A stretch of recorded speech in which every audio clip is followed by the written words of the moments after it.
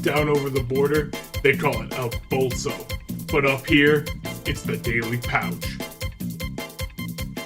Now, we like to have a lot of fun here at the Pouch, but every so often, we should take some time to recognize what it is that makes all this crazy stuff we all get to do possible. And that's the sacrifice of innocent lives to the war machine. We have a particularly impressive cog in the war machine right here in the studio with us this morning. His new memoir, Iron Hound, The Flintstone Warfront, recounts in graphic detail some harrowing exploits during the war in DuQuead in the 90s. From what I hear, this memoir is under consideration to receive a Tidbits Prize this coming award season. We have here author, and if I may say so, war hero, Major Harry DuQuead. Yes, much obliged, Mr. Gerber. I'm in the Los Corvus area often, and I listen regularly when possible. Why, thank you, sir. I'm pleased to hear that. Oh, yes. Bazinga.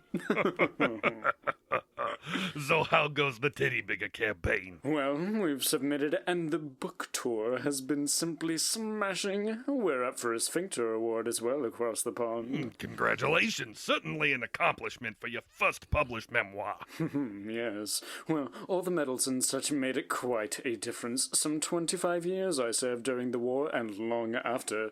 Very difficult to make the time to write up to now, but the medals, and certainly made some connections during my service that made it much easier to grease some wheels. And have you ever snorted blowfish venom? I beg pardon? These stories, heavy stuff. If I recall, you carried Private Jetson on your back for a full mile after his leg got hit with a poisoned cocoa pebble. Indubitably, to be sure. Still washing off the blood from my fatigues, I'm afraid. You see, the cocoa pebbles were outlawed after the turn of the century for being so inhumanely painful.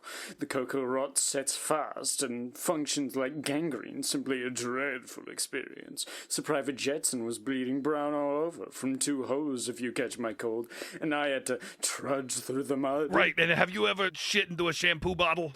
Certainly, since I was a young pup in Sex and Sexford. So is that where you grew up? No, I was born in the great state of Kalamazoo. Riveting. Now, how about this raid on Scubus? 6 confirmed kills and that mysterious machine. Yes. Scubus was a terrible sight even before I arrived, crawling with talking dogs and hippies. The stench of skunk and devil lettuce, still ever louder than the decay of bodies once they fell. This all made for quite an easy kill. You see, the brains of the operation was useless without her glasses. A quick nut from the old slingshot was all it took to cripple the entire fortress. Warrant Officer Coyote disabled that conundrum of a contraption they were driving. Then Sergeant Fudd and I rushed the camp and... Oh, Harry! I did a little research on your exploits of war. You want to talk about who's really being exploited? Cut the commercial! Cut the commercial!